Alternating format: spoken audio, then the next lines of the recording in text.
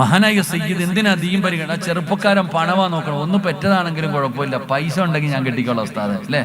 ഇത്തിരി വയസ്സും അതും കുഴപ്പമില്ല ഉസ്താദ്. ഒന്ന് പെറ്റതാണെങ്കിലും കുഴപ്പമില്ല, എന്റെ കുട്ടികളുടെ ഉമ്മയാണെങ്കിലും പൈസ ഉണ്ടെങ്കിൽ കെട്ടാ. എടാ പൈസ എന്റെ എന്ത് കിട്ടാനാ? പൈസ അല്ലല്ലോ വേണ്ടത്, ദീനുണ്ടോ നോക്ക്. ചിലത് പിന്നെ ഗ്ലാമർ, സിനിമാ നടിയാണെങ്കിലും കുഴപ്പമില്ല, നല്ല ഗ്ലാമർ ഉണ്ടായിരിക്കണം. ഗ്ലാമർ ഉള്ളതിനെ കെട്ടാൻ നടക്കണ ഒരുപാട് ചങ്ങായിമാരുണ്ട്. ചിലര് പിന്നെ വലിയ കൊല വലിയ അറിയപ്പെടുന്നതൊന്നുമല്ല, ദീനിനെ പരിഗണിക്കണം. മഹാനായ സയ്യിദുനാ ഉമർ ഇബ്നുൽ ഖത്താബ് റളിയല്ലാഹു തആല ഉമർ തങ്ങൾ ഇങ്ങനെ രാത്രി നടക്കാം. ഖലീഫയായ ഉമർ തങ്ങൾ ഇങ്ങനെ രാത്രിയിൽ ഇറങ്ങി നടക്കും. എന്തിനാ? തന്റെ ജനതയുടെ പ്രയാസം അറിയാൻ. അങ്ങനെ ഭരണാധികാരികൾ, നമ്മുടെ ഭരണാധികാരികൾക്കൊന്നുമല്ല, അവർക്കൊന്നും അറിയില്ല. യഥാർത്ഥ ഭരണാധികാരിയായ ഉമർ തങ്ങൾ രാത്രിയിൽ ഇങ്ങനെ ഇറങ്ങി നടക്കുക, തന്റെ ജനതയുടെ പ്രയാസം അറിയാൻ. അങ്ങനെ ഒരു ദിവസം ഒരു വീടിന്റെ പരിസരത്തൂടെ നടന്നു പോകുമ്പോ വീടിനകത്ത് വഴക്ക് നടക്കുന്നു. പാതിരാത്രി വെളുപ്പാങ്കാല സമയം അടുത്തു വരുന്നു. വീടിനകത്ത് വല്ലാത്ത വഴക്ക്. അപ്പൊ ഉമർ തങ്ങൾ ഇങ്ങനെ നടന്നു പോകുന്ന വഴിയിലൊന്ന് ശ്രദ്ധിച്ചു. എന്താ അല്ലാ വീടിനകത്ത് വഴക്ക്? ആരാ? ഉമ്മായും മകളും കൂടെ. ഉമ്മായും മകളും കൂടെ. ഇന്ന് ഉമ്മായും മകളും വഴക്കൂടുന്നത് വേറെ കാര്യത്തിനാ. എന്താ സ്നേഹം എന്നറിയും? ഉമ്മായും മകളും വല്ലാത്ത സ്നേഹവും ഉമ്മയും മകളും. കാരണം ഉമ്മ മകളുടെ കയ്യിൽ മൊബൈൽ കൊടുത്തിട്ട് പറയും എന്റെ റീലെടുക്കാൻ. മകള് റീലെടുക്കും ഉമ്മാടെ. അത് കഴിഞ്ഞപ്പോ മകള് ഉമ്മാനോട് പറയും ഇനി എന്റെ നീ എടുക്കാൻ. ഇതാ സ്നേഹബന്ധം. മൃതങ്ങൾ നോക്കുമ്പോ ഒരു ഉമ്മയും മകളും കൂടെ വഴക്ക് കൂടുന്നു. എന്താ പ്രശ്നം? എന്താ? ഉമ്മ മകളോട് പറഞ്ഞു പാലിന്റെ അകത്ത് വെള്ളം ഒഴിക്കാൻ. അപ്പൊ മകള് പറയുന്നുണ്ട് ഇത് ചതിയല്ലേ ഉമ്മ, ഇത് തെറ്റല്ലേ, ചതിയല്ലേ, വഞ്ചനയല്ലേ, പാലിനകത്ത് വെള്ളം കലർത്തിയിട്ട് കൊടുക്കണത് പാവമല്ലേ, ഞാൻ ചെയ്യൂല. അപ്പൊ ഉമ്മ പറയണ് നീ വലിയ മഹതി ഒന്നും ആവണ്ട, മര്യാദക്ക് ഞാൻ പറയണേ കേക്ക്, വെള്ളം ഒഴിക്കടി. ഉമ്മ പിന്നെ നിർബന്ധിക്ക. അപ്പൊ ആ പെൺകുട്ടി പറഞ്ഞു ഉമ്മാ ഉമറാണ് രാജ്യം ഭരിക്കുന്നത്, ഖലീഫ ഉമറാ രാജ്യം ഭരിക്കുന്നേ, അറിഞ്ഞ നമ്മള് രണ്ടെണ്ണത്തിനെയും വെറുതെ വിടൂല, നമ്മളെ രണ്ടുപേരെയും വെറുതെ വിടൂല. അപ്പൊ ഉമ്മ മകളോട് പറയാ ഉമർ എങ്ങനെ അറിയണം? ഓം വീട്ടിൽ കിടന്ന് ഉറങ്ങല്ലേ, നീ പാലിന്റെ അകത്ത് വെള്ളം ഒഴിക്കുന്നത് കാണാനാ ഉമർ അടക്കണം, ഉമർ കിടന്ന് ഉറങ്ങ, നീ മര്യാദയ്ക്ക് വെള്ളം ഒഴിക്ക്. മൂന്നാമതും തന്റെ പൊന്നാര മകളോട് നിർബന്ധിക്കുമ്പോ ആ പൊന്നു മകള് പറഞ്ഞു ഉമ്മ ഉമർ കാണുന്നില്ലായിരിക്കും, ഉമർ ഉറങ്ങുമായിരിക്കും, അല്ല ഉറങ്ങുന്നില്ല ഉമ്മ, അല്ല കണ്ടുകൊണ്ടിരിക്കുക ഉമ്മ, അല്ല ഉറങ്ങണില്ല. മൃതങ്ങൾ തങ്ങളുടെ കേട്ടപ്പോ വല്ലാത്ത അത്ഭുതം തോന്നി. മൃതങ്ങൾ ആ വീട് നോക്കി വെച്ചു. രാവിലെ സുബഹി നമസ്കാരം കഴിഞ്ഞപ്പോ ഒരാളെ പറഞ്ഞു വിട്ടു ആ വീട്ടിൽ പോയിട്ട് ആ പെണ്ണാരാണെന്ന് അന്വേഷിക്കാൻ. ആ പെണ്ണാരാണെന്ന് അന്വേഷിക്കാൻ ഒരാൾ പോയി അന്വേഷിച്ചു. ആ പെൺകുട്ടി ഒരു യതീമായിരുന്നു. ഒരു യതീമായ പെൺകുട്ടിയാ, അള്ളാഹുവിനെ ഭയന്ന് ജീവിക്കുന്ന പെൺകുട്ടിയാ. ഉമ്മയാണെങ്കിൽ അവരും നല്ലവരാ, പാലിൽ വെള്ളം കലർത്തുന്നവരൊന്നുമല്ല. പിന്നെ ചെയ്യാനുള്ള കാരണം എന്താ? ഒരൊട്ടകമുണ്ട് അവരുടെ വീട്ടിൽ. ആ ഒട്ടകത്തിന്റെ പാല് കൊണ്ട് അവര് ജീവിക്കുന്നേ. ഒരാഴ്ചയായിട്ട് പാലില്ലാത്തത് കാരണം അവരുടെ വീട് പട്ടിണിയില്ല. അങ്ങനെ ഇരിക്കുമ്പോഴാ ഒരു ദിവസം ഒരു ഇത്തിരി പാല് കിട്ടുന്നേ. അപ്പോഴാ ഉമ്മ പറഞ്ഞത് വല്ലതും തിന്നിട്ട് ഒരാഴ്ചയായി മോളെ, ഇത്തിരി വെള്ളം കലർത്തി കൊടുത്താ തിന്നാൻ വല്ലതും കിട്ടുമല്ലോ. അപ്പോഴാണ് ആ മകള് പറയുന്നത് ഞാൻ ചെയ്യില്ല എന്ന്. ഉമർ തങ്ങൾ നേരെ വീട്ടിലേക്ക് കടന്നു ചെന്നു. ഒരു രാജ്യത്തിന്റെ പ്രധാനമന്ത്രിയാ, ഒരു രാജ്യത്തിന്റെ ഭരണാധികാരിയാ. ഉമർ തങ്ങൾ വീട്ടിൽ ചെന്നിട്ട് രണ്ട് ആമക്കളെയും വിളിച്ചിട്ട് പറഞ്ഞുടാ മക്കളെ, വാപ്പച്ചി ഒരു പെണ്ണിനെ കണ്ടടാ, വാപ്പായിക്ക് തന്നെ വിവാഹം കഴിക്കണമെന്ന് ആഗ്രഹമുണ്ട്, എനിക്ക് വിവാഹം കഴിക്കണമെന്ന് ആഗ്രഹമുണ്ട്, പക്ഷെ എനിക്ക് പ്രായമായത് കൊണ്ട് ഞാൻ വിവാഹം കഴിക്കണില്ല. മൃതങ്ങൾ പറയാ പണമില്ല, സമ്പത്തില്ല, വലിയ കൊട്ടാരമൊന്നുമില്ല, അറിയപ്പെടുന്ന കുടുംബമൊന്നുമല്ല, യതീമായ മകളാ, പക്ഷെ ഹൃദയത്തിനകത്ത് അള്ളയുണ്ടടാ മക്കളെ. ഉമർ ഇബ്നുൽ ഖത്താബ് റളിയല്ലാഹു തആല അൻഹു പറയുകയാണ് ആ പെണ്ണിന്റെ ഹൃദയത്തിന്റെ അകത്ത് പടച്ച റബ്ബുണ്ടടാ പൊന്നുമക്കള്. നിങ്ങളിൽ ആരാ വിവാഹം കഴിക്കുന്നത്?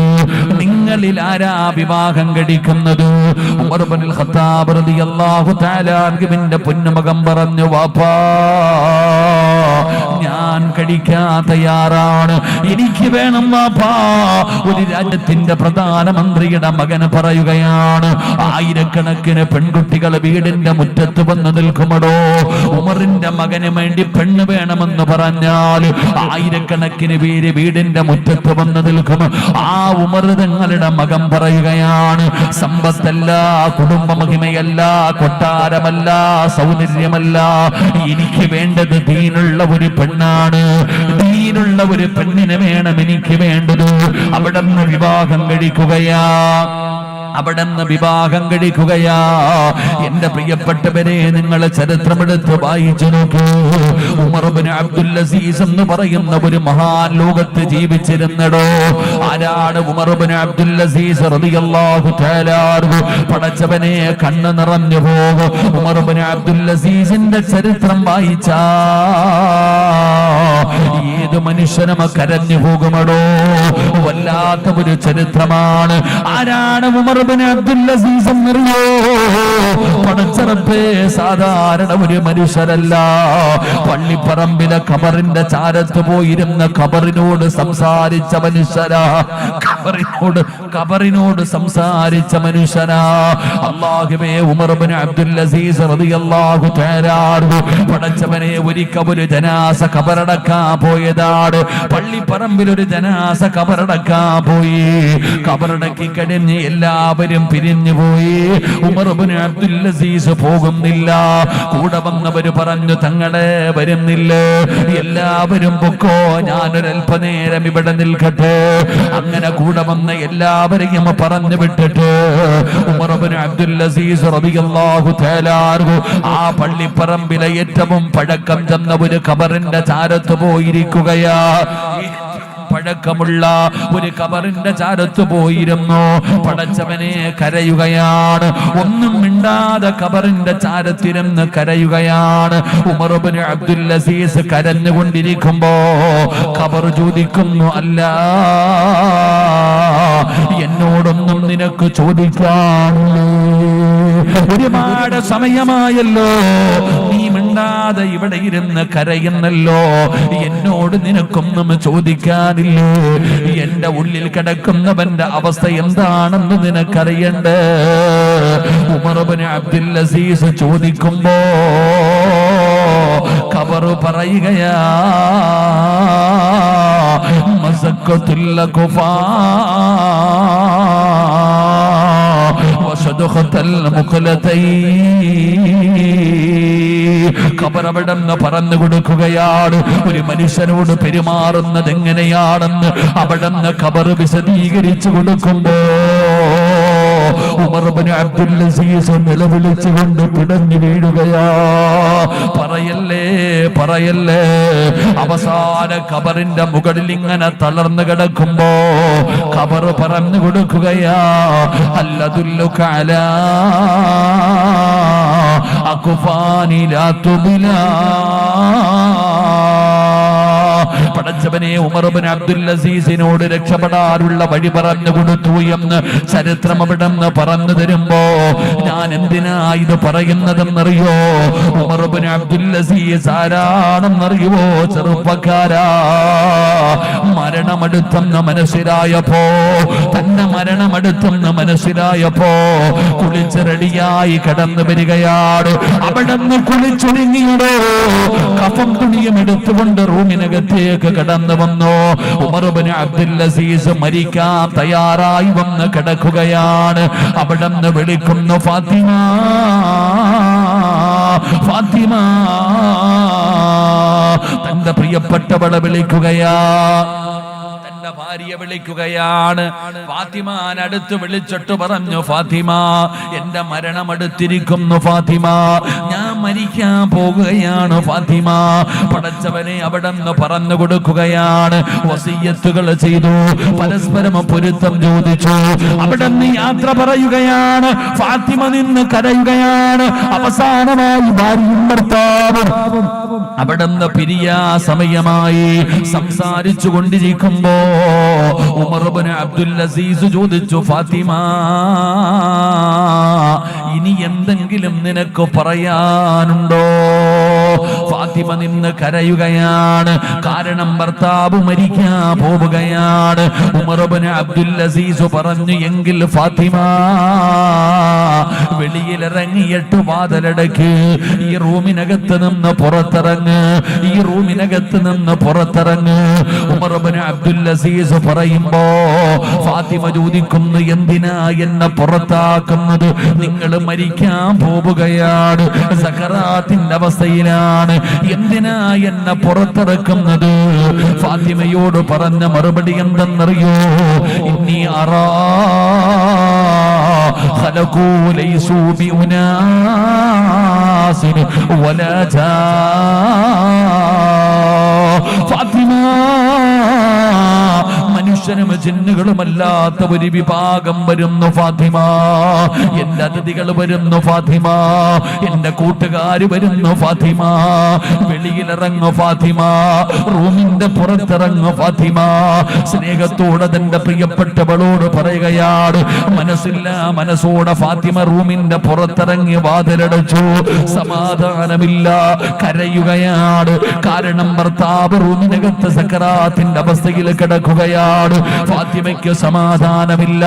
പടച്ചവനെ, ആരാ അല്ലാഹ് തന്റെ ഭർത്താവിനെ കാണാൻ വരുന്നത്? ആരാണ് പടച്ചവനെ? ആരാണ് ഭർത്താവിന്റെ കൂട്ടുകാര്? ആരാണ് ഭർത്താവിന്റെ കൂട്ടുകാര്? ഉമർ ഇബ്നു അബ്ദുൽ അസീസിന്റെ റൂമിന്റെ വാതിലിന്റെ പഴുതിലൂടെ ഫാത്തിമ ഒളിഞ്ഞു നോക്കുമ്പോ ഉമർ ഇബ്നു അബ്ദുൽ അസീസ് പറയുകയാ, അസ്സലാമു അലൈക യാ അസ്റായീൽ. അസ്റായിലിനോട് സലാം പറയുകയാണ്. അസ്റായിലിനോട് സലാം പറഞ്ഞു സ്വീകരിക്കുകയാണ്. പടച്ചവനെ, തന്റെ പ്രിയപ്പെട്ട ഭർത്താവിന്റെ റൂഹ് പിടിക്കാൻ അസ്റായിൽ വന്നിരിക്കുകയാണ്. അസ്റായിൽ വന്നിരിക്കുകയാണ്. പെങ്ങളെ, ഫാത്തിമ നിന്ന് കരയുകയാ, ഫാത്തിമ നിന്ന് കരയുകയാ. പടച്ചവനെ, തന്റെ ഭർത്താവ് എങ്ങനെയാണ് മരിക്കുന്നത്? എന്താണ് പറയുന്നതെന്നറിയാ? രണ്ടാമതും വാതിലിന്റെ പഴുതിലൂടെ ഒളിഞ്ഞു നോക്കുമ്പോ ഉമർ ഇബ്നു അബ്ദുൽ അസീസ് പറയുകയാണ്, അല്ലാഹുവിന്റെ വിശുദ്ധമായ ഖുർആൻ ഓതുകയാ. എപ്പോഴാടാ ചെറുപ്പക്കാരാ റൂഹ് പിടിക്കാൻ അസ്റായിൽ എന്ന് പറയുന്ന മലക്ക് വന്നപ്പോ ഉമർ ഇബ്നു അബ്ദുൽ അസീസ് ഖുർആൻ ഓതുകയാണ്. ഏതായത്തെന്നറിയോ? ഏതായത്തെന്നറിയുമോ? تلك الدار الآخرة نجعلها للذين لا يريدون علوا في الأرض ولا فسادا والعاقبة للمتقين. വാതിലിന്റെ പഴുതിലൂടെ ഒളിഞ്ഞു നോക്കുന്ന തന്റെ പ്രിയപ്പെട്ടവളോട് പറയുകയാണ്, തിൽക്കദ്ദാറുൽ ആഖിറത്തു നജഅലുഹാ ലില്ലദീന ലാ യുരീദൂന ഉലുവൻ ഫിൽ അർളി വലാ ഫസാദാ. ഫാത്തിമ, ഫാത്തിമ, വൽആഖിബത്തു ലിൽ മുത്തഖീൻ. അല്ലാഹുവിനെ ഭയന്ന് ജീവിക്കുന്നവർക്ക്, അല്ലാഹുവിനെ ഭയന്ന് ജീവിക്കുന്നവർക്ക് അല്ലാഹു നല്ല ഒരു മരണം കൊടുക്കുന്നതെന്ന് ഖുർആനിന്റെ ആയത്തോതിയിട്ട് അവിടെ നിന്ന് പറഞ്ഞു കൊടുക്കുകയാണ്. മുഖത്തേക്ക് തുണിയെടുത്തിട്ടു ലാ ഇലാഹ ഇല്ലല്ലാഹ് എന്ന ഷഹാദത്ത് കലിമ പറഞ്ഞിട്ടങ്ങ് പോവുകയാണ്. അനക്കമില്ലടോ, ഭർത്താവിന്റെ റൂമിനകത്ത് അനക്കമില്ല. ഫാത്തിമ എന്ന് പറയുന്ന ഭാര്യ വാതില് തുറന്ന് ഓടിച്ചെല്ലുമ്പോ റബ്ബേ, ഉമർ ഇബ്നു അബ്ദുൽ അസീസ് പുഞ്ചിരിക്കുന്ന മുഖത്തോടെ കിടക്കുകയാ. ലോകത്തോട് വിട പറഞ്ഞിരിക്കുകയാണ്. നാട് മുഴുവനും അറിഞ്ഞിടൂ. കണ്ടവർ പറയുന്നു, നല്ല മരണമാ, നല്ല മരണമാ, നല്ല മരണമാ. അവസാനം അവിടത്തെ ജനാസ കുളിപ്പിച്ചു, കഫം പൊതിഞ്ഞു നിസ്കരിച്ചു. അവസാന കബറടക്കി കഴിഞ്ഞപ്പോ ജനങ്ങൾ തിരിച്ചു പോകുന്നില്ല. ഖബറടക്കാൻ വന്നവര് പോകുന്നില്ല. അവരിങ്ങനെ പള്ളിയുടെ പരിസരത്ത് നിൽക്കുകയാണ്, ഖബറിന്റെ ചാരത്ത് നിൽക്കുകയാണ്. എല്ലാവരും അവിടെ നിന്നുകൊണ്ട് പറയുന്നു, വല്ലാത്ത മരണമാ, വല്ലാത്ത മരണമാ. പടച്ചവനെ, ഖുർആൻ ഓതിയല്ലോ, അസ്റായിലിനോട് സലാം പറഞ്ഞിട്ടാ മരിച്ചത്. ജനങ്ങൾ മുഴുവനും പറയുകയാണ്, വലിയ ചർച്ചയായി. അവസാനം എല്ലാവരും കൂടെ തീരുമാനമെടുത്തു, ഉമർ ഇബ്നു അബ്ദുൽ അസീസിന്റെ വീട്ടിലേക്ക് പോകാൻ. അവസാനം ജനാസ കൊണ്ടുപോയ വീട്ടിലേക്ക് നാട്ടുകാർ മുഴുവനും കടന്നു വരികയാണ്. എല്ലാവരും വന്നിട്ട് വിളിക്കുന്നു, ഫാത്തിമ സങ്കടത്തിലാണെന്നറിയാ, വല്ലാത്ത വേദനയിലാണെന്നറിയാ, ഭർത്താവ് മരിച്ചതിന്റെ ദുഃഖത്തിലാണെന്നറിയാ, ഇരിക്കുകയാണെന്ന് ഞങ്ങൾക്കറിയാ. ഈ നാട്ടുകാര് മുഴുവനും വന്നത് സങ്കടപ്പെടുത്താനല്ല, നിന്നെ വേദനിപ്പിക്കാനല്ല. ഈ നാട്ടുകാര് മുഴുവനും നിന്റെ ഭർത്താവിന്റെ മയ്യത്ത് ഖബറിൽ ഇറക്കി വെച്ചിട്ട് എന്തിനാണ് വന്നതെന്നറിയോ? ഒരേ ഒരു കാര്യം ചോദിക്കാനാ ഫാത്തിമ.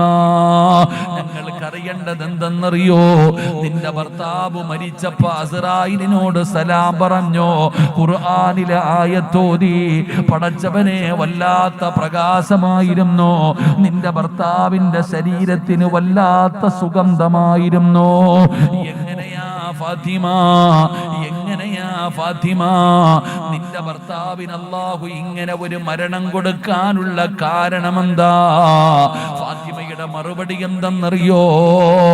മകാന ഉമർ ഇബ്നു അബ്ദുൽ അസീസ് അഖ്സരിൽ ലിന്നാസി സ്വലാത്തൻ വലാ സിയാമാ.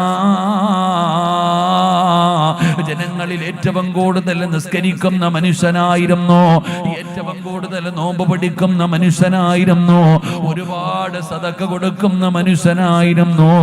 എന്നൊന്നും ഞാൻ പറയൂല. എന്റെ ഭർത്താവിന് അല്ലാഹു നല്ല ഒരു മരണം കൊടുക്കാ ഒരേ ഒരു കാരണമേ ഉള്ളൂ. ലാകിൻ വല്ലാഹി മാ റഅയ്തു അഹദൻ അഖ്വഫ ലില്ലാഹ്. എന്റെ ഭർത്താവിനെ പോലെ അല്ലാഹനെ പേടിച്ച് ജീവിച്ച വേറെ ഒരാള് എന്റെ ജീവിതത്തിൽ കണ്ടിട്ടില്ല. അല്ലാഹുവിനെ കൊണ്ട് തന്നെയാണ്, അല്ലാഹനെ കൊണ്ട് തന്നെയാണ് സത്യം. എന്റെ ഭർത്താവിനെ പോലെ അല്ലാഹനെ പേടിയുള്ള വേറെ ഒരാളെ എന്റെ ജീവിതത്തിൽ കണ്ടിട്ടില്ല. എന്തിനാ ഈ ചരിത്രം പറഞ്ഞതെന്നറിയോ? ഈ ഉമർ ഇബ്നു അബ്ദുൽ അസീസ് ആരുടെ മോനാണെന്നറിയോ? പെങ്ങള് അറിയുമോടാ ചെറുപ്പക്കാരാ? ഈ ഉമർ ഇബ്നു അബ്ദുൽ അസീസ് ആരുടെ മോനാണെന്നറിയോ? ആരുടെ കുടുംബത്തിൽ ജനിച്ചതാണെന്നറിയോ? ഉമർ തങ്ങൾ രാത്രിയിൽ നടന്നു പോയപ്പോ ഉമ്മ മകളോട് പറയുന്നു, പാലിൽ വെള്ളമൊഴിക്കാൻ. ഈ ഉമർ ഇബ്നു അബ്ദുൽ അസീസ് ആരുടെ കുടുംബത്തിൽ ജനിച്ചതാ? ആ പാലിന്റെ അകത്ത് വെള്ളം ഒഴിക്കാൻ പറഞ്ഞപ്പോ അല്ല കാണുന്നുണ്ടെന്ന് പറഞ്ഞ ആ പെണ്ണിന്റെ കുടുംബത്തിലാ. അള്ളാഹു നമുക്ക് ഈമാൻ നൽകുമാറാകട്ടെ, അള്ളാഹു ഈമാൻ നൽകുമാറാകട്ടെ. ഇതുകൊണ്ടാ പറയുന്നത്, കല്യാണം കഴിക്കുമ്പോ പരിഗണിക്കേണ്ടത് ദീനുള്ള പെണ്ണിനെയാ. ദീനുള്ളവരെ വേണം വിവാഹം കഴിക്കാൻ. ദീൻ ഉണ്ടാകണം. ദീൻ ഉണ്ടെങ്കിൽ മാത്രമേ നമുക്ക് രക്ഷയുള്ളൂ. അള്ളാഹു നമ്മുടെ ജീവിതത്തിൽ ദീൻ നൽകി അനുഗ്രഹിക്കുമാറാകട്ടെ. അള്ളാഹു ദീൻ നൽകി അനുഗ്രഹിക്കുമാറാകട്ടെ. അതുകൊണ്ട് ഇനി കല്യാണം കഴിച്ചവർ അങ്ങോട്ടും ഇങ്ങോട്ടും ചിന്തിക്കുക. നീ നിന്റെ ഭാര്യയെ കുറിച്ച് ചിന്തിക്ക്, ഭാര്യ ഭർത്താവിനെ കുറിച്ച് ചിന്തിക്ക്. അള്ളാഹു ഇനിയെങ്കിലും ദീനുള്ള ജീവിതം നൽകി അനുഗ്രഹിക്കുമാറാകട്ടെ. അപ്പൊ ഒന്നാമത്തെ ബാധ്യത, ഒന്നാമത്തെ കടമ, ഒരു വാപ്പയ്ക്ക് തന്റെ മക്കളോടുള്ള ഒന്നാമത്തെ കടമ, അള്ളാഹുവിനെ ഭയന്ന് ജീവിക്കുന്ന ഒരു പെണ്ണിനെ വേണം ഉമ്മയായിട്ട് കൊടുക്കാൻ. അള്ളാഹു നമ്മുടെ ഭാര്യമാരെ സ്വാലിഹത്തുകളാക്കി തരുമാറാകട്ടെ. അള്ളാഹു സ്വാലിഹത്തുകളാക്കി തരുമാറാകട്ടെ. ആമീൻ പറ. സ്വാലിഹത്തുകളാക്കി തരുമാറാകട്ടെ. സ്വാലിഹത്തായില്ലെങ്കിലുള്ള പ്രശ്നം എന്താ? എടോ, ഭർത്താവ് എത്ര നല്ല മനുഷ്യനാണെങ്കിലും ഭാര്യ നല്ലവളല്ലെങ്കിൽ പേടിക്കണം. ഭർത്താവ് നല്ല മനുഷ്യൻ, 5 നേരം നിസ്കരിക്കും, വഅദ് പറയും, പണ്ഡിതന, തങ്ങള, വലിയ ആരും ആകട്ടെ, നീ എത്ര വലിയ മഹാനാണെങ്കിലും നിന്റെ ഭാര്യ നല്ലവളല്ലെങ്കിൽ നീ പേടിക്കണം. അള്ളാഹു നമുക്ക് ഈമാൻ തരുമാറാകട്ടെ. ഞാൻ ഉദാഹരണം ചോദിക്കട്ടെ. 950 കൊല്ലം ദഅവത്ത് നടത്തിയ നബിയ നൂഹ് നബി അലൈഹിസ്സലാം. ലോകത്ത് ഏറ്റവും കൂടുതൽ പ്രബോധനം നടത്തിയ പ്രവാചകനാണ് നൂഹ് നബി. 950 വർഷം രാവിലെ മുതൽ വൈകുന്നേരം വരെ അള്ളാഹയെ കുറിച്ച് പ്രസംഗിച്ച് നടന്ന നബിയാണ് നൂഹ് നബി. ഈ നൂഹ് നബിയുടെ ഭാര്യ മുസ്ലിമായോ? പറ, അള്ളാഹിനെ കൊണ്ട് വിശ്വസിച്ചോ? ഇല്ല. ആ നൂഹ് നബിയുടെ ഭാര്യ അള്ളാഹിനെ കൊണ്ട് വിശ്വസിച്ചില്ല. ആ നൂഹ് നബിയുടെ മകനാണ് തൂഫാൻ എന്ന് പറയുന്ന ജലപ്രളയത്തിൽ മുങ്ങി ഇങ്ങനെ വെള്ളത്തിന്റെ അകത്ത് കിടന്ന് മുങ്ങനുണ്ട്. നൂഹ് നബി കപ്പല് കൊണ്ട് നിർത്തിയിട്ട് വിളിച്ചു, യാ ബുനയ്യ, ഉപ്പച്ചിയുടെ പൊന്നുമോനെ, ഇത് അള്ളാന്റെ അദാബാടാ, ഇത് പടച്ച റബ്ബിന്റെ അദാബാ. പാപ്പ പറയുന്നതനുസരിക്ക് ഉപ്പാടെ കൂടെ ഈ കപ്പലിൽ കയറ്. ഇതല്ലാതെ വേറെ ഒരു വഴിയില്ല, നീ മരിച്ചു പോകും. ഇത് അള്ളാഹുവിന്റെ അദാബ, അള്ളാന്റെ സഹായം അല്ലാതെ വേറെ ഒന്നും ഇന്ന് കിട്ടൂല. ഉപ്പ പറയുന്നത് നീ അനുസരിക്ക്. വാപ്പ തന്റെ പൊന്നാര മകനെ വിളിക്കുമ്പോ ഈ മോൻ പറഞ്ഞ മറുപടി, വാപ്പ പൊക്കോളെ, വാപ്പയുടെ കാര്യം നോക്കി, ഞാൻ ആ കാണുന്ന മലയുടെ മുകളിൽ കയറി രക്ഷപ്പെടും, കണ്ണിന്റെ മുമ്പിൽ കടന്നു മരിച്ചടോ. അള്ളാഹു നമുക്ക് ഈമാൻ നൽകുമാറാകട്ടെ. ആരുടെ മകന്? 950 കൊല്ലം ദഅവത്ത് നടത്തിയ നൂഹ് നബിയുടെ മകൻ. എന്തുകൊണ്ട്? ഭാര്യ വിശ്വാസം ഇല്ലാത്തവളായിപ്പോയി. ലൂത്ത് നബി അലൈഹിസ്സലാം, അതും പ്രവാചകനാ. ആ പ്രവാചകന്റെ ഭാര്യ നല്ലവളല്ലാതെ വന്നപ്പം മക്കളും പോയി. അതുകൊണ്ടാ പറഞ്ഞത് ഭാര്യ നല്ലവളാകണം. അള്ളാഹു നമ്മുടെ ഭാര്യമാരെ സ്വാലിഹത്തുകളാക്കി തരുമാറാകട്ടെ. അള്ളാഹു സ്വാലിഹത്തുകളാക്കി തരുമാറാകട്ടെ. അതുകൊണ്ട് എൻ്റെ പ്രിയപ്പെട്ട സഹോദരങ്ങൾ, എപ്പോഴും അള്ളാഹിനോട് ദുആ ചെയ്യണം. നമ്മുടെ ജീവിതം സന്തോഷത്തിലാകാൻ, നമ്മുടെ മക്കൾക്ക് മാതൃകയാകണം വാപ്പയും ഉമ്മയും. നമ്മളെ കണ്ടാണ് നമ്മുടെ മക്കൾ വളരുന്നത്. അവർക്ക് മാതൃകയാകാൻ നമ്മൾ എപ്പോഴും പരിശ്രമിക്കണം. അള്ളാഹു നമുക്ക് നമ്മുടെ ദുനിയാവും ആഖിറവും അള്ളാഹു വെളിച്ചമാക്കി തരുമാറാകട്ടെ. അപ്പൊ മക്കളോട് മാതാപിതാക്കൾക്കുള്ള ഒന്നാമത്തെ കടമ, ദീനുള്ള ഒരു ഉമ്മാനെ വേണം തൻ്റെ മക്കൾക്ക് കൊടുക്കാൻ. അപ്പൊ കല്യാണം കഴിച്ചവര് ചിന്തിക്കും, ഉസ്താദിന് ഞങ്ങൾ എന്ത് ചെയ്യും? നിങ്ങൾക്ക് രക്ഷപ്പെടാനുള്ള ഒരു വഴി ഞാൻ പറഞ്ഞു തരാം. എന്റെ പ്രിയപ്പെട്ട സഹോദരങ്ങളോട് പറയുന്നു, നിന്റെ ഭാര്യ അള്ളാഹുവിനെ ഭയന്ന് ജീവിക്കുന്ന ഒരു പെണ്ണാകണോ? അവരുടെ ദുസ്വഭാവങ്ങളൊക്കെ മാറണോ? നിന്റെ ഭാര്യയുടെ ദുസ്വഭാവങ്ങളൊക്കെ മാറണോ? പെങ്ങളെ, നിന്റെ ഭർത്താവിന്റെ സർവ്വ ദുസ്വഭാവങ്ങളും മാറി അവനൊരു നല്ല മനുഷ്യനാകണോ? അള്ളാനെ പേടിയുള്ളൊരു മനുഷ്യനാകണോ? അതിനുള്ള ഒരു വഴി പറഞ്ഞിട്ട് ഞാൻ ദുആ ചെയ്ത് പിരിയാം. അള്ളാഹു നമുക്ക് ഈമാൻ നൽകുമാറാകട്ടെ. അള്ളാഹു നമുക്ക് ഈമാൻ നൽകുമാറാകട്ടെ. നിർത്താറായോ? സമയം എന്താ? 11:15. പടച്ചോനെ, എപ്പോ ഇരിക്കാൻ തുടങ്ങിയതാ നിങ്ങള്? 8 മണി, 9, 10, 11. അല്ലാഹ് പടച്ചറബ്ബേ, നിർത്താറായി. ഞാൻ നിർത്താ. അൽഹംദുലില്ലാ, ഞാൻ നിങ്ങൾക്കൊരു നന്മ പഠിപ്പിച്ചു തരാം. ഒരുപാട് ചെറുപ്പക്കാരുണ്ട്, ഉസ്താദെ എനിക്കൊരു സ്വാലിഹത്തായ ഭാര്യ. ഒരുത്തൻ പറഞ്ഞു, ഉസ്താദെ എനിക്ക് സ്വാലിഹത്തായ ഭാര്യയെ വേണം, നല്ല പെണ്ണ് കിട്ടണം. അള്ളാഹു നല്ല പെണ്ണിനെ കൊടുത്ത് അനുഗ്രഹിക്കുമാറാകട്ടെ. എടോ, സ്വാലിഹത്തായ ഭാര്യ ബക്കറ്റ് പിരിവുണ്ടോ?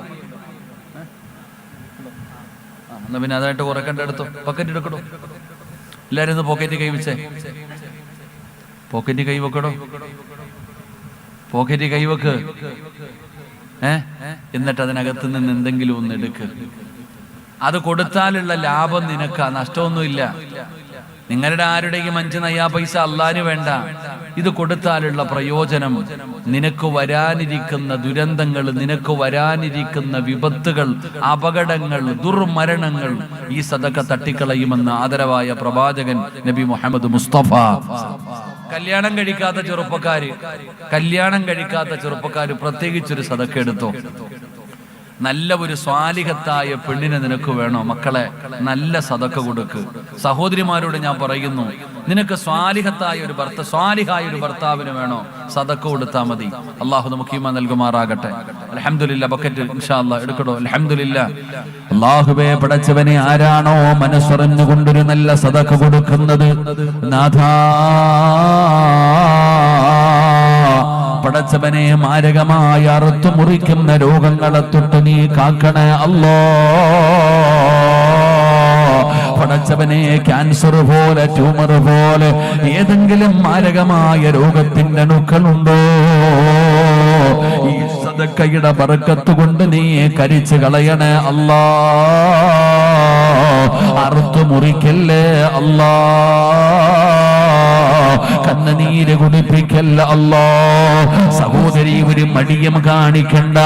സദക്കയുടെ പേരിൽ നിനക്ക് നഷ്ടമില്ല പെങ്ങള്. രോഗങ്ങൾ കാരണം ബുദ്ധിമുട്ടുന്ന ഒരുപാട് സഹോദരിമാരുണ്ടല്ലോ. മരുന്നില്ലെന്നാരാ പറഞ്ഞത്? ഏത് രോഗത്തിനും മരുന്നുണ്ടോ? ഏത് രോഗത്തിനും മരുന്നുണ്ട്. അല്ലാഹുവിന്റെ പ്രവാചകൻ പറയുകയാണ്, അല്ലാഹുവിന് ചില അടിമകളുണ്ട്. ആ അടിമകൾക്ക് രോഗം വന്നാ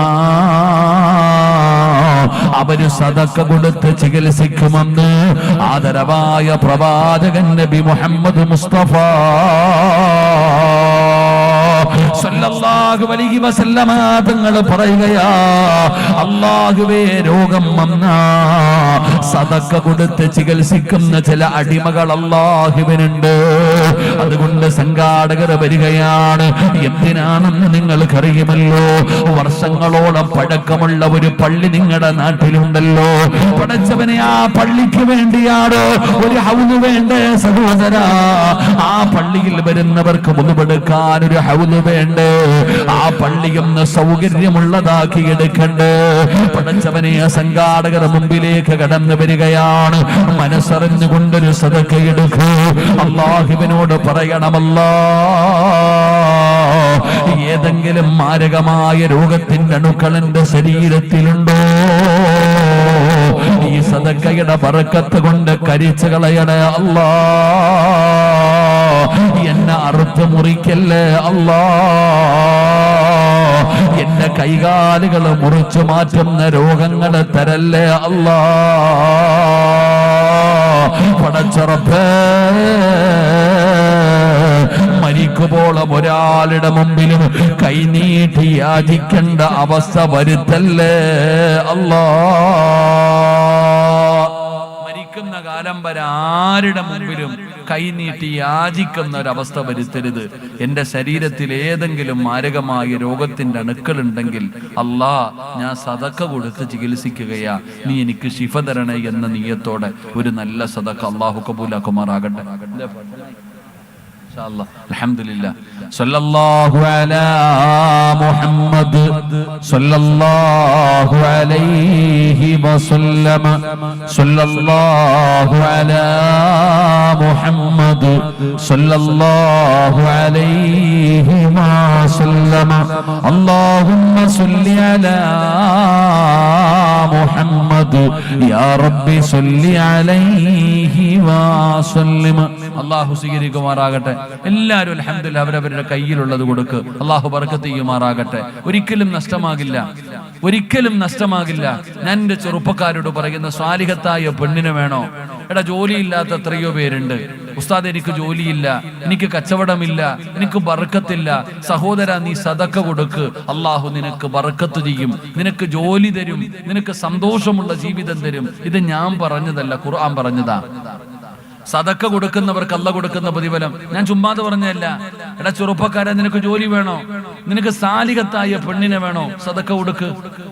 ഞാൻ ഖുർആനിലെ തെളിവ് പറഞ്ഞു തരാം. മഹാനായ കലീമുല്ലാഹി മൂസാ നബി അലൈഹിസ്സലാം, അല്ലാഹുവിന്റെ പ്രവാചകനായ മൂസാ നബി അലൈഹിസ്സലാം, എന്റെ പ്രിയപ്പെട്ടവരെ, ഫിർഔനിന്റെ അനുയായികൾ, ഫിർഔനിന്റെ സൈന്യം പിടിക്കാൻ വരുന്നു എന്നറിഞ്ഞപ്പോ മഹാനായ മൂസാ നബി അലൈഹിസ്സലാം നാടുവിട്ടു മദിയൻ എന്ന് പറയുന്ന രാജ്യത്തേക്ക്. മദിയൻ എന്ന് പറയുന്ന രാജ്യത്തേക്ക്. കാരണം ഒരാളെ ഒരു അടിയടിച്ചപ്പോ ആ മനുഷ്യൻ മരിച്ചുപോയി. അപ്പൊ കൊലപാതക കുറ്റത്തിന് പിടിക്കാൻ വരുന്നു എന്നറിഞ്ഞപ്പോ മൂസാ നബി നാടുവിട്ടു. മൂസാ നബി അലൈഹിസ്സലാം അങ്ങനെ കിലോമീറ്ററുകൾ സഞ്ചരിച്ചുകൊണ്ടാണ് പോകുന്നത് മദിയൻ എന്ന് പറയുന്ന നാട്ടിലേക്ക്. മൂസാ നബി ഇങ്ങനെ പോകുമ്പോ ഒരു സ്ഥലത്ത് ചെല്ലുമ്പോൾ, മദിയനിൽ ചെല്ലുമ്പോ കാണുന്നത് കുറെ ആണുങ്ങൾ ഇങ്ങനെ വെള്ളം കോരുന്നതിന് വേണ്ടി തിരക്ക് കൂട്ടുകയാ. കുറെ ആണുങ്ങൾ ഇങ്ങനെ വെള്ളം കോരുന്നതിന് വേണ്ടി തിരക്ക് കൂട്ടുന്നു. 2 പെൺകുട്ടികൾ ഇങ്ങനെ മാറി നിൽക്കുന്നു. അപ്പൊ മൂസാ നബി അലൈഹിസ്സലാം ചോദിച്ചു, നിങ്ങൾ പോണില്ലേ വെള്ളം കോരാൻ? ആ പെൺകുട്ടികൾ പറഞ്ഞു, ഞങ്ങൾക്ക് ലജ്ജയാണ് ആണുങ്ങളുടെ ഇടയിൽ പോയി കയറാൻ. ഞങ്ങൾക്ക് ലജ്ജയാണ് ആണുങ്ങളുടെ ഇടയിൽ പോയി കയറാൻ. അപ്പൊ വെള്ളം തീരുന്നു, നിങ്ങൾ എന്ത് ചെയ്യും? നിങ്ങളുടെ വീട്ടിൽ ആണുങ്ങളൊന്നുമില്ലേ? ആ പെൺകുട്ടികൾ പറഞ്ഞു, പ്രായമുള്ള ഒരു വാപ്പ മാത്രമേ ഞങ്ങൾക്കുള്ളൂ, വേറെ ആരുമില്ല. അപ്പൊ മൂസാ നബി അലൈഹിസ്സലാം ചോദിച്ചു, ഞാൻ നിങ്ങളെ സഹായിക്കട്ടെ? ഈ ഫാൻ വെച്ചോ, ഫാൻ തിരിച്ചു വെച്ചു, എനിക്ക് വേണ്ട. മൂസാ നബി അലൈഹിസ്സലാം ചോദിച്ചു, ഞാൻ വെള്ളം കോരി തരട്ടെ? ഒക്കെ സമ്മതിച്ചു. മൂസാ നബി അലൈഹിസ്സലാം ആ 2 പെൺകുട്ടികൾക്കും വെള്ളം കോരി കൊടുത്തു. അവര് പോയി. മൂസാ നബി അലൈഹിസ്സലാം നാട് വിട്ടു വന്നതാണ്. ആ നാട്ടിൽ ആരെയും പരിചയമില്ല. മൂസാ നബി അങ്ങനെ ഒറ്റയ്ക്കൊരു മരത്തിന്റെ ചുവട്ടിൽ ഇങ്ങനെ ഇരുന്നു റബ്ബിനോട് ദുആ ചെയ്ത് ഉറങ്ങിപ്പോയി. അപ്പോഴാണ് ഈ പെൺകുട്ടികൾ വന്നിട്ട് വിളിക്കുന്നു, ഞങ്ങളുടെ വാപ്പ വിളിക്കുന്നു, ചെറുപ്പക്കാരാ ഞങ്ങളുടെ വാപ്പ വിളിക്കുന്നു, ഞങ്ങളെ സഹായിച്ചതിന് സമ്മാനം തരാൻ, ഞങ്ങളെ സഹായിച്ചതിന് പ്രതിഫലം തരാൻ ഞങ്ങളുടെ വാപ്പ വിളിക്കുന്നു. അങ്ങനെ പെൺകുട്ടികൾ പറഞ്ഞു, നിങ്ങൾ ഫ്രണ്ടിൽ നടക്ക്, ഞങ്ങൾ വഴി പറഞ്ഞു തരാം പുറകിൽ നിന്ന്. ആ പെൺകുട്ടികൾ പുറകിൽ നിന്ന് വഴി പറഞ്ഞു കൊടുത്തു. അങ്ങനെ നടന്ന് ആ കുട്ടികളുടെ വീട്ടിലേക്ക് ചെന്നു. ആ കുട്ടികളുടെ വാപ്പ മഹാനായ ശുഐബ് നബി അലൈഹിസ്സലാം.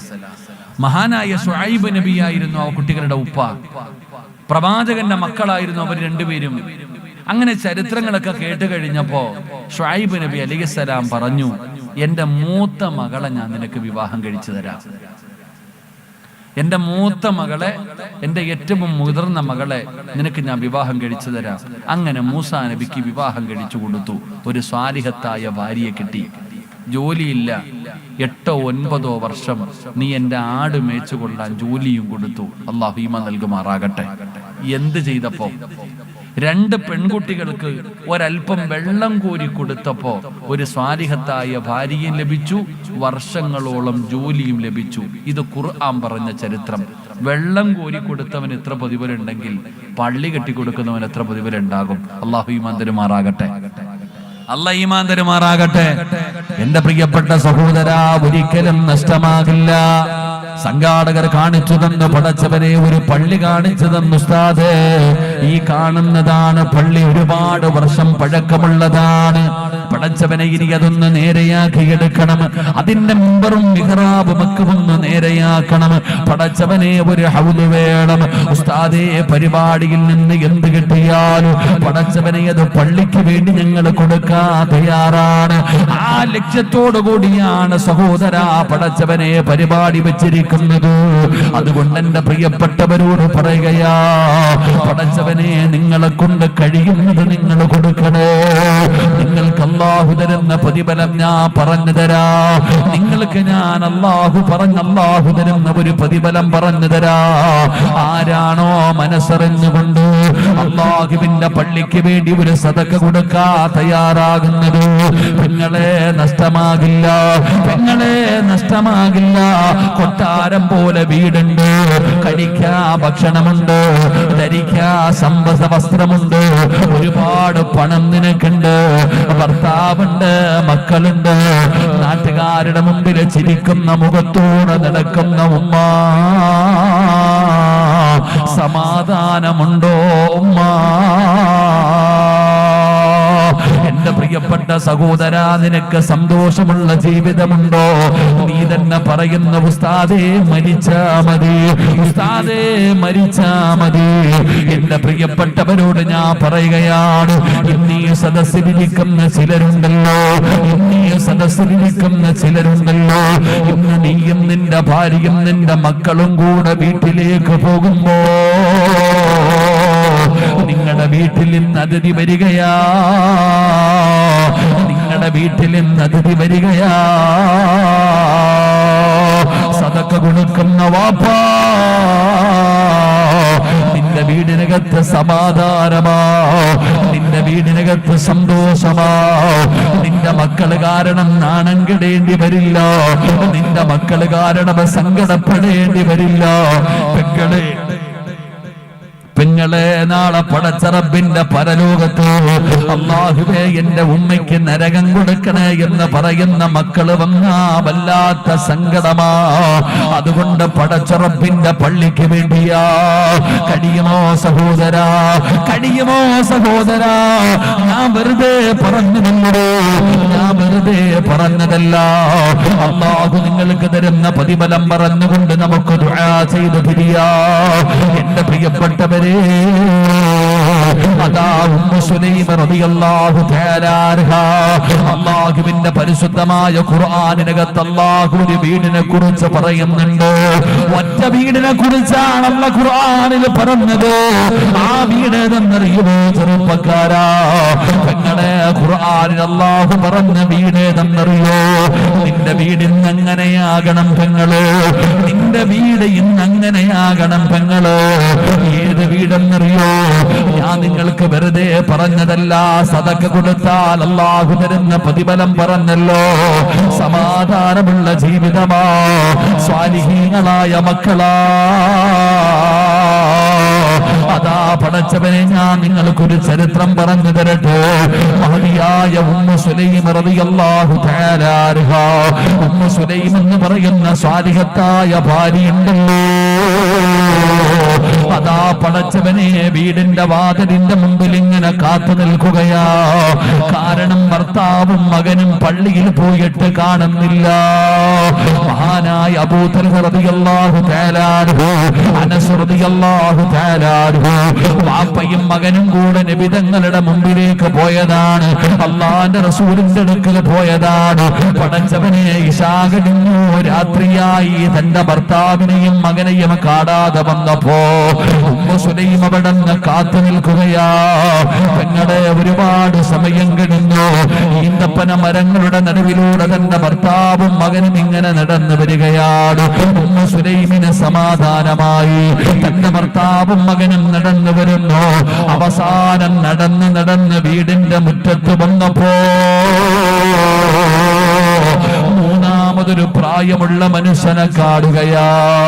പടച്ചവനെ വീടിന്റെ അകത്തേക്ക് വിളിച്ചു കയറ്റിയിരുത്തി. അവസാനം അബൂ തൽഹ റളിയല്ലാഹു തആല അൻഹു അതാ അടുക്കളയിലേക്ക് കടന്നു ചെല്ലുമ്പോ ഉമ്മു സുലൈം ചോദിക്കുന്നു, തൽഹ, ആരാ തൽഹ? കൂടെ ഒരു പ്രായമുള്ള മനുഷ്യനുണ്ടല്ലോ. അവിടെ പറഞ്ഞു ഉമ്മു സുലൈം ഇശാ നമസ്കാരം കഴിഞ്ഞപ്പോ അല്ലാഹുവിന്റെ റസൂല് വിളിച്ച് ചോദിച്ചു, സഹാബത്തേ, ഒരു യാത്രക്കാരനുണ്ട് സഹാബ, ഒരു യാത്രക്കാരനുണ്ട് സഹാബ. ആരാ ഒരു നേരത്തെ ഭക്ഷണം കൊടുക്കുന്നത്? അല്ലാഹുവിന്റെ പ്രവാചകൻ അവിടെ നിന്ന് വിളിച്ച് ചോദിക്കുമ്പോ അബൂ തൽഹ പറഞ്ഞു, ലബ്ബൈക യാ റസൂലല്ലാഹ്, ഞാൻ കൊണ്ടുപോകാ നബിയേ, ഞാൻ ഭക്ഷണം കൊടുക്കാ നബിയേ. പടച്ചവനെ, അങ്ങനെ ഭക്ഷണം കൊടുക്കാമെന്ന് പറഞ്ഞ് വീട്ടിലേക്ക് വിളിച്ചു കൊണ്ടുവന്ന മനുഷ്യരാട് ഉമ്മു സുലൈം കരയുകയാ. പടച്ചവനെ, ഇന്ന് നമുക്ക് തിന്നാൻ പോലും ഭക്ഷണമില്ല. ഇന്ന് വീടിനകത്ത് അല്പം ഭക്ഷണമേ ഉള്ളൂ. നമ്മുടെ മകന് കഴിക്കാനുള്ള ഭക്ഷണമേ ഉള്ളൂ. ഇന്ന് നമ്മൾ രണ്ടുപേരും പട്ടിണിയാണ്. പിന്നെ എങ്ങനെയാ നിങ്ങൾ വിളിച്ചു കൊണ്ടുവന്ന മനുഷ്യന് കൊടുക്കാൻ ഭക്ഷണമില്ല. നമ്മൾ രണ്ടുപേരും ഇന്ന് പട്ടിണിയാണ്. നമ്മുടെ മകന് തിന്നാനുള്ള ഭക്ഷണമേ ഉള്ളൂ. പിന്നെ എങ്ങനെയാണ് കൊടുക്കുന്നത്? അബൂ തൽഹ തങ്ങൾക്ക് സങ്കടമായി. ഭക്ഷണം കൊടുക്കാമെന്ന് പറഞ്ഞ് വിളിച്ചു കൊണ്ടുവന്നതാണല്ലോ. അല്ലാഹുവേ, രണ്ടുപേരും അടുക്കളയിൽ ഇരുന്ന് കരയുമ്പോ മകനോടി വരികയാ. അനസ് തങ്ങള്, എന്തേ ഉമ്മ കരയുന്നത്? എന്തേ ഉമ്മ കരയുന്നത്? മോനെ, ഉപ്പ കൊണ്ടുവന്ന മനുഷ്യന് കൊടുക്കാൻ ഭക്ഷണമില്ല. മോന് മാത്രമേ ഇന്ന് കഴിക്കാൻ ഭക്ഷണമുള്ളൂ. എങ്ങനെയാ മനുഷ്യനോട് പറയുന്നത്? അങ്ങനെ രണ്ടുപേരും മൂന്നുപേരും അടുക്കളയിൽ ഇരുന്ന് കരയുകയാണ്. അപ്പോഴാണ് സ്വാലിഹത്തായ ഉമ്മു സുലൈം പറഞ്ഞു, തൽഹ, ഞാനൊരു വഴി പറഞ്ഞു തരാ. എന്തേ വഴിയെന്നറിയുമോ? ഒരു പാത്രത്തിനകത്ത് ഉള്ള ഭക്ഷണം എടുത്തു വെക്കാ. എന്നിട്ട് നിങ്ങൾ മൂന്നുപേരും കൂടെ ഒരുമിച്ച് കഴിക്കാനിരിക്കണം. പാത്രത്തിലേക്ക് കൈവച്ച മോനെ അനസേ, അടുത്ത് കത്തിച്ച് വെച്ചിരിക്കുന്ന വിളക്കങ്ങ് തട്ടിയണയ്ക്കണേ. എന്റെ പൊന്നുമോന് വിളക്ക് തട്ടിയണയ്ക്കണം. എന്നിട്ട് ഭക്ഷണം കഴിക്കരുത്. അഭിനയിച്ചാ മതി മോനെ, കഴിക്കുന്ന ആളെ പോലെ അഭിനയിച്ചാ മതി. ആ പാവപ്പെട്ട മനുഷ്യന് ഭക്ഷണം കഴിക്കട്ടെ. അങ്ങനെ തീരുമാനമെടുത്തു. ഭക്ഷണം കൊണ്ടുവച്ചു. ഭക്ഷണം കൊണ്ടുവച്ചു. 3 പേരും കൂടെ ഒരുമിച്ചു ഭക്ഷണം കഴിക്കാനിരുന്നു. അനസ് എന്ന് പറയുന്ന പൊന്നുമകൻ ഭക്ഷണം കഴിച്ചിട്ട് ദിവസങ്ങളായി, വയറ് നിറച്ചു ഭക്ഷണം കഴിച്ചിട്ട് ദിവസങ്ങളായി. ആ അനസ് എന്ന് പറയുന്ന പൊന്നുമകൻ ഉമ്മാടെ മുഖത്ത് നോക്കുകയാണ്. പടച്ചവനെ, ആര് പറയുന്നത് ചെയ്യണം? അവസാനം ഉമ്മ പറഞ്ഞതുപോലെ വിളക്ക് തട്ടിയണയ്ക്കുകയാണ്. ആ മനുഷ്യന്റെ മുന്നിലിരുന്ന് അഭിനയിക്കുകയാണ്. ആ മനുഷ്യനൊന്നും അറിയാതെ ഭക്ഷണം കഴിച്ചു. അവസാനം അൽഹംദുലില്ലാഹ് എന്നവിടെന്ന് അല്ലാഹുവേ പടച്ച റബ്ബേ ദുആ ചെയ്യുകയാ. ആ വീട്ടിൽ ഉണ്ടായിരുന്ന ഭക്ഷണം ആ പാവപ്പെട്ടവന് കൊടുത്തിട്ട് ആ ഭാര്യയും ആ ഭർത്താവും ആ 11 വയസ്സുകാരനും കിടന്നുറങ്ങിയടോ. ഉറക്കം വരുന്നില്ല, വിശപ്പാണ്. അവര് പട്ടിണി കിടന്നിട്ട് ആ പാവപ്പെട്ടവന് ഭക്ഷണം കൊടുത്തു. അവസാനം കിടന്നുറങ്ങി. സുബഹിയുടെ ബാങ്ക് വിളിച്ചപ്പോ അബൂ തൽഹ തങ്ങളെ ചാടി എഴുന്നേറ്റു. അബൂ തൽഹ തങ്ങളെ ചാടി എഴുന്നേറ്റു. എന്നിട്ട് തന്റെ ഭാര്യ വിളിച്ചിട്ട് പറയുന്നു, ബാങ്ക് വിളിച്ച് എഴുന്നേക്ക് പെണ്ണേ. തന്റെ പൊന്നാര മകനെ വിളിച്ചുണർത്തി. അവസാനം അവിടെ നിന്ന് സുബഹി നമസ്കാരത്തിന് വേണ്ടി പള്ളിയിലേക്ക് കടന്നു ചെന്നു. നമസ്കാരം കഴിഞ്ഞപ്പോ അല്ലാഹുവിന്റെ റസൂൽ ചോദിക്കുന്നു, ഐന അബൂ തൽഹ, അബൂ തൽഹ എവിടെ? അബൂ തൽഹ എവിടെ? ലബ്ബൈക യാ റസൂലല്ലാഹ്, ഞാനിവിടെയുണ്ട് നബിയേ, ഞാനിവിടെയുണ്ട് നബിയേ. അനസ് എന്ന് പറയുന്ന പൊന്നുമകന്റെ കൈ പിടിച്ചുകൊണ്ട് നബി തങ്ങളുടെ ചാരത്തു ചെന്നപ്പോ അല്ലാഹുവിന്റെ റസൂൽ പറഞ്ഞു, തൽഹ, ഇന്നലെ വിളക്കണച്ചിട്ട് കൊടുത്ത വിരുന്ന് അല്ലാഹുവിന് വല്ലാതെ ഇഷ്ടപ്പെട്ടു അബൂ തൽഹ. അങ്ങനെ അറിഞ്ഞു നബിയേ? ഞങ്ങളുടെ വീടിനകത്ത് നടന്ന സംഭവം അങ്ങനെയാണ് അറിഞ്ഞത്. റസൂലുള്ളാഹി തങ്ങളുടെ മറുപടി എന്തെന്നറിയോ? ഇന്നലെ ജിബ്രീൽ വന്നു അബൂ തൽഹ. അല്ലാഹുവിന്റെ വിശുദ്ധമായ ഖുർആനിൽ, അല്ലാഹുവിന്റെ പരിശുദ്ധമായ ഖുർആനിൽ നിന്റെ വീടിനെ കുറിച്ച് അല്ലാഹു പറഞ്ഞു, അബൂ തൽഹ.